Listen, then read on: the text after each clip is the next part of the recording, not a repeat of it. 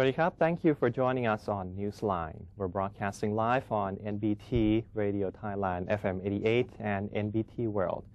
Today is Sunday, March 15th, and you're with me, Surapat Lautaranarit.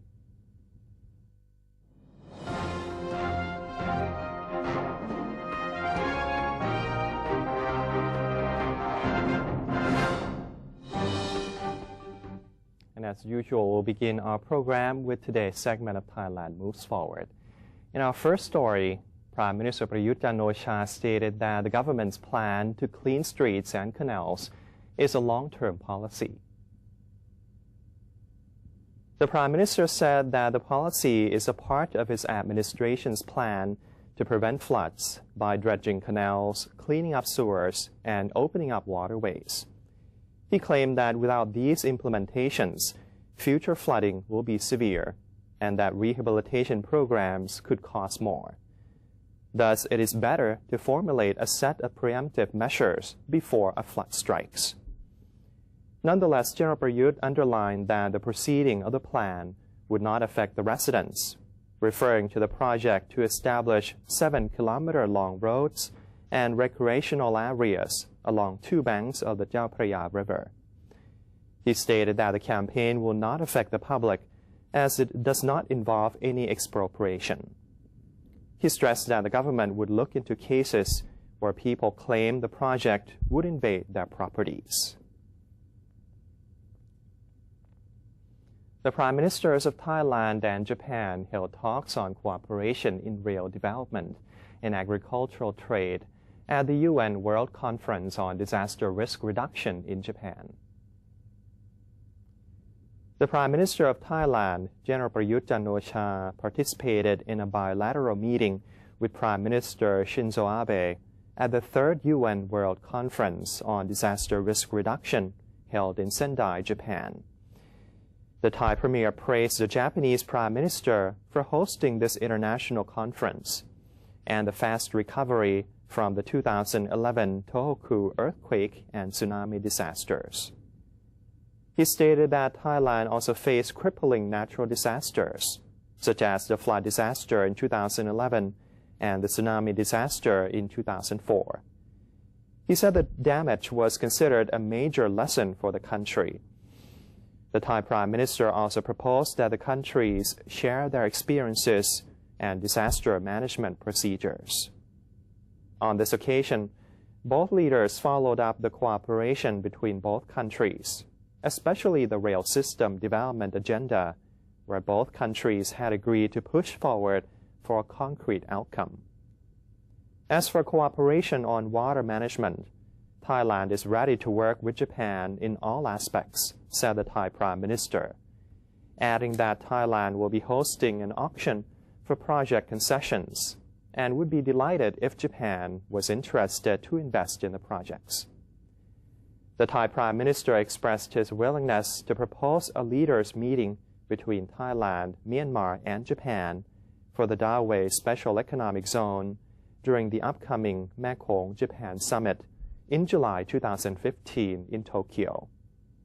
Both leaders also discussed the opening of the agricultural produce market, which Thailand asked Japan to increase its import of Thai agricultural products, such as processed pork and fruits, including the 2 breeds of mango currently under the watch list of Japan. The Prime Minister also asked Japan to support the new trade negotiations under the Japan-Thailand Economic Partnership Agreement, or JTEPA. Interior Minister General Anupong Phao-Jinda has ordered all provincial governors to raise understanding with farmers about the dangers of wildfires and ask them to stop burning farmland after harvesting. The order came in a serious concern over rising problems caused by wildfires and the burning of agricultural land and forests to make way for new crops by farmers. The minister said burning of farmland was more frequent in the harvesting season and causing haze and other environmental problems. He said all governors must raise awareness among farmers about the dangers of careless burning and encourage them to take part in forest protection and fire control in their own community.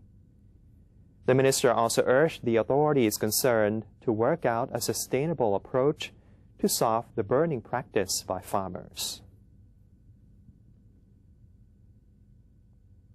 The Ministry of Natural Resources and Environment has detected several small areas with a relatively high temperature, known as hotspots, which might be the cause of the ongoing haze crisis in the north.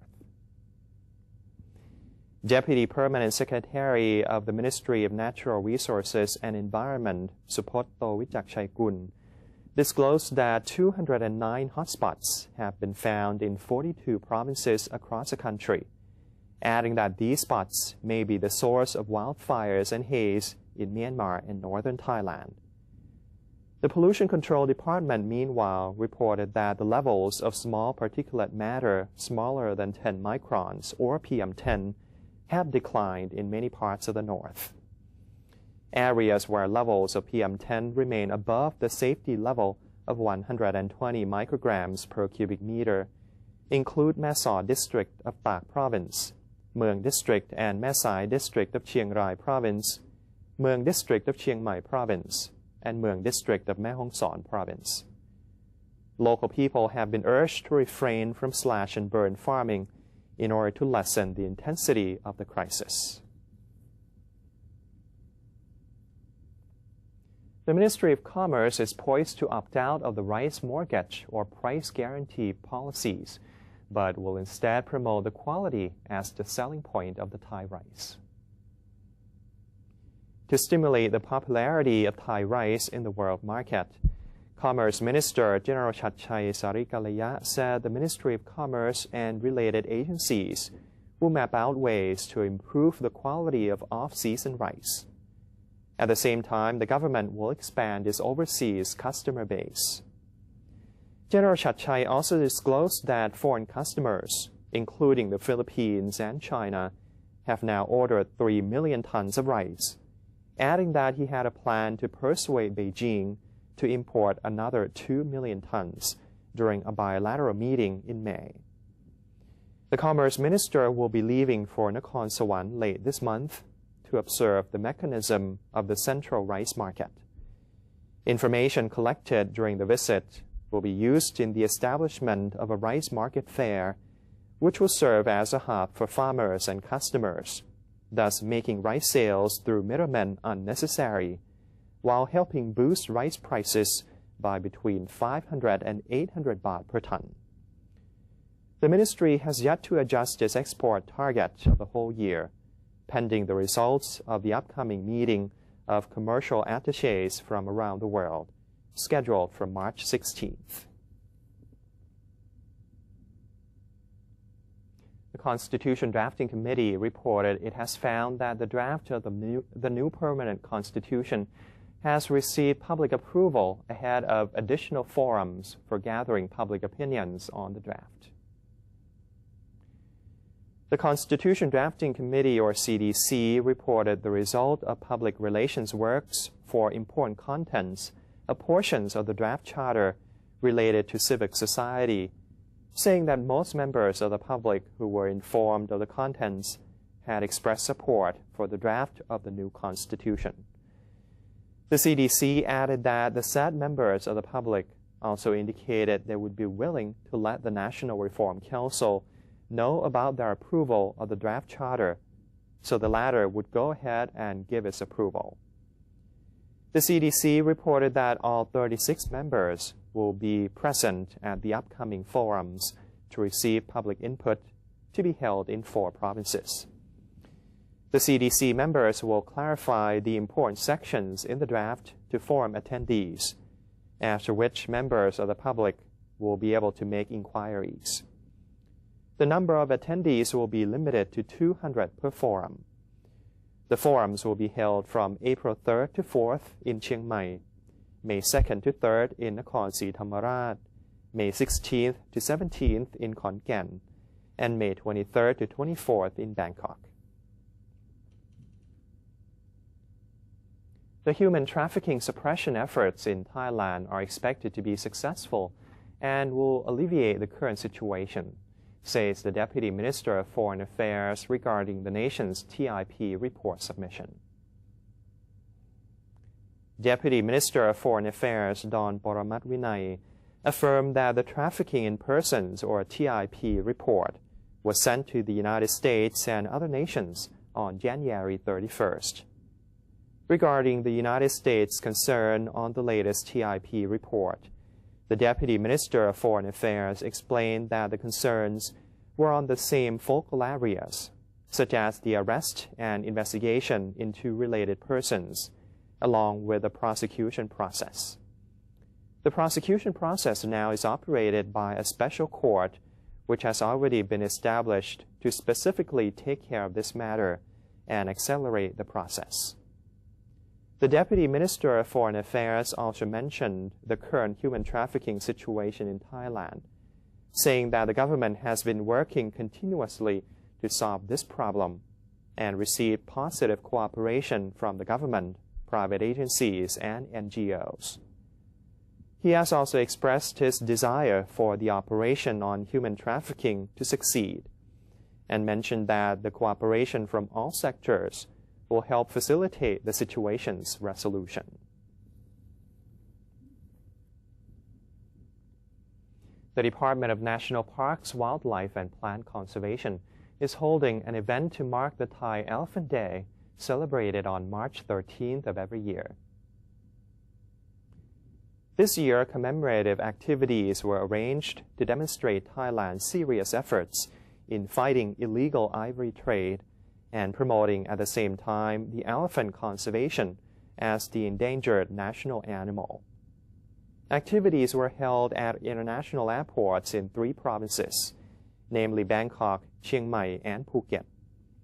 They featured exhibitions on Thai elephants and their habitat, as well as efforts on elephant conservation and campaigns on anti-ivory smuggling. The exhibition at each airport reportedly received great attention from Thais and foreigners. The Director General of the Department of National Parks, Wildlife and Plant Conservation says his office has strongly been campaigning for tourists to stop buying ivory-made products and taking them back to their countries, as it violates the Ivory Trading Act 2015.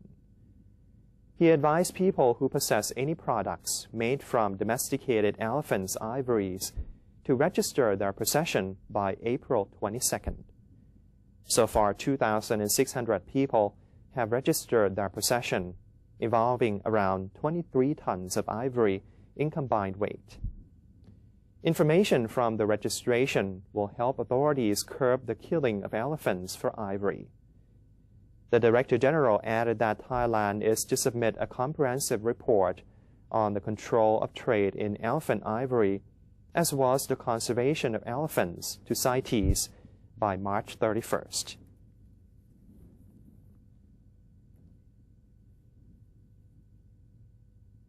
And that's the end of today's edition of Thailand Moves Forward.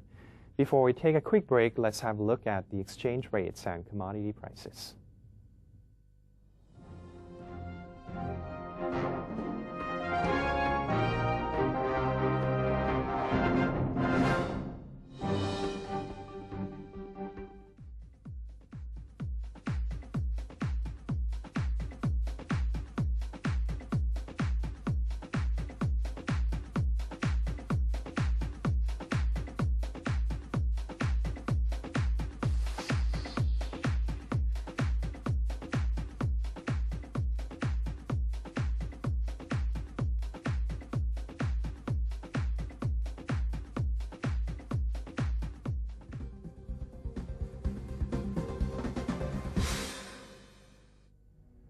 In a strong nation, Thailand is promoting 12 core values for the good of the people. The 11th core value: keeping physical and mental strength, unyielding to evil powers or desires, having a sense of shame over guilt and sins in accordance with religious principles.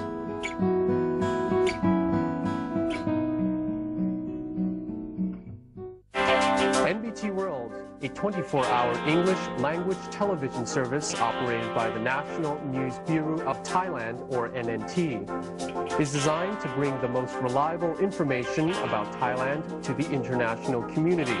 NBT World is available on various platforms, including via C-band set-top boxes, GMMZ Channel 202, PSI Channel 272, and a live stream on thainews.prd.go.th/newsing.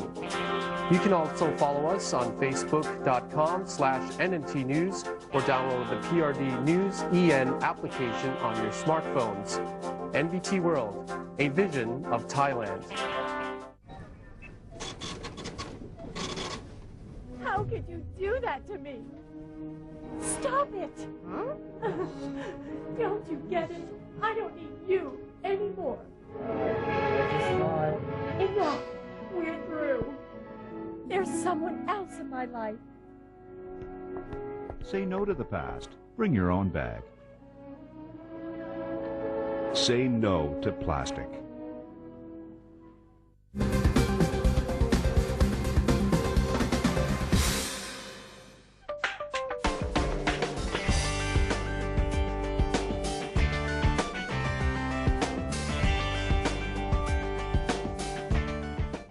Welcome back to Newsline. Now it's time for ASEAN and beyond. The third ASEM meeting for governors and mayors concluded with participating countries pledging to foster cooperation and adhere to sustainable solutions to urban problems. The meeting, which was held on the theme ASEM Goes Local, Innovation and Regeneration, focused on major issues, namely response to the impact of environmental issues, traffic and transportation management, as well as tourism management, and cultural diversity. On the environmental issue, the participants, who consisted of governors and mayors from European and Asian countries, agreed to commit themselves to developing green technology and clean energy, as well as enhancing public participation and legal enforcement to achieve their goal. On the topic of transport management, ideas that caught the member countries' attention included the use of integrated public transport systems alongside improvement of public utilities. Regarding tourism and cultural diversity, the discussion highlighted the importance of history, local heritages, cultural uniqueness, and environmental preservation as the key to a truly successful tourism industry.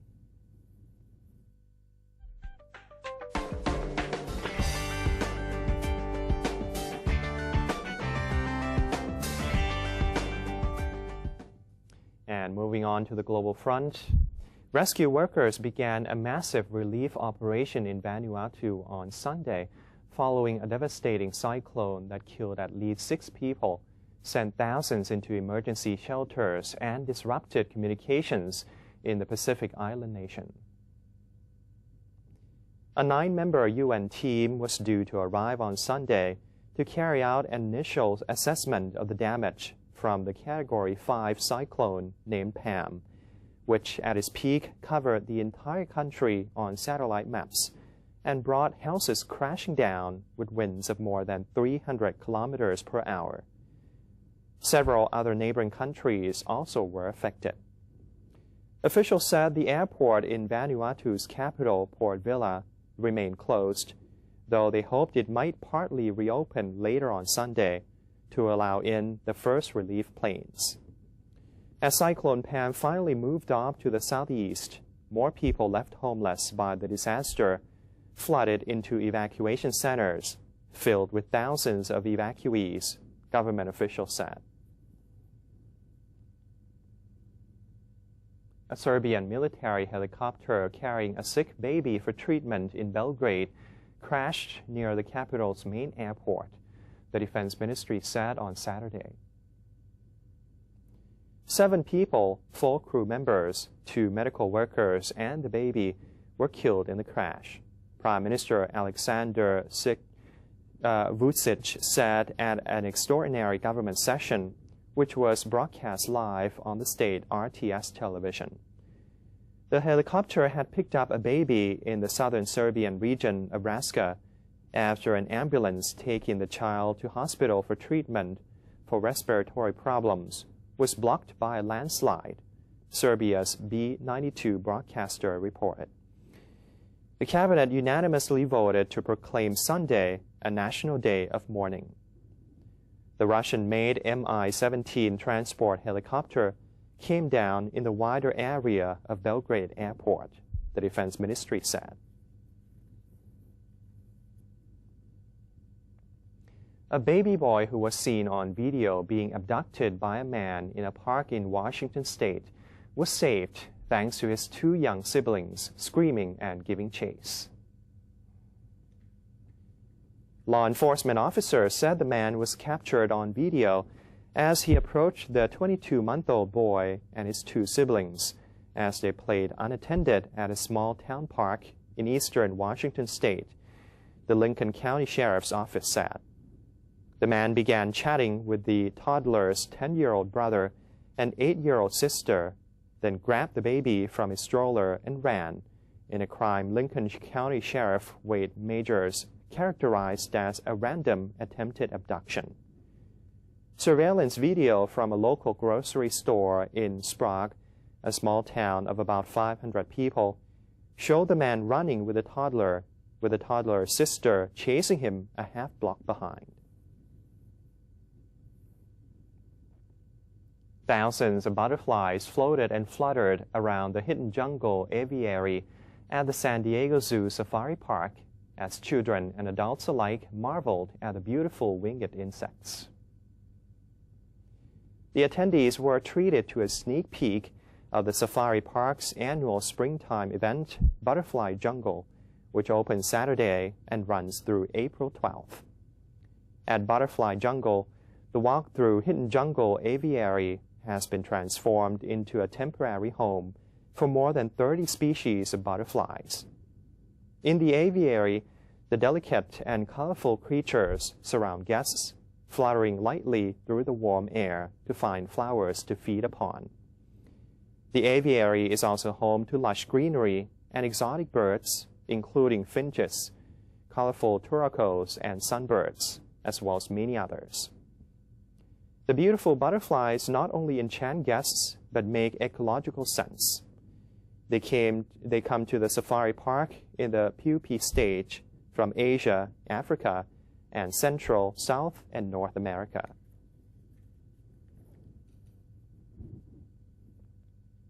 And that's the end of today's edition of Newsline. If you have any comments or suggestions, please feel free to email us at newsline.nbt@gmail.com. You can also follow us on Facebook or simply visit our website at thainews.prd.go.th/newsinc. And for now, we're going to say goodbye with elephants decorated with colorful lights celebrating the Thai Elephant Day. I'm Surapan Lautaranarit. Thank you for watching and have a wonderful day. สวัสดีครับ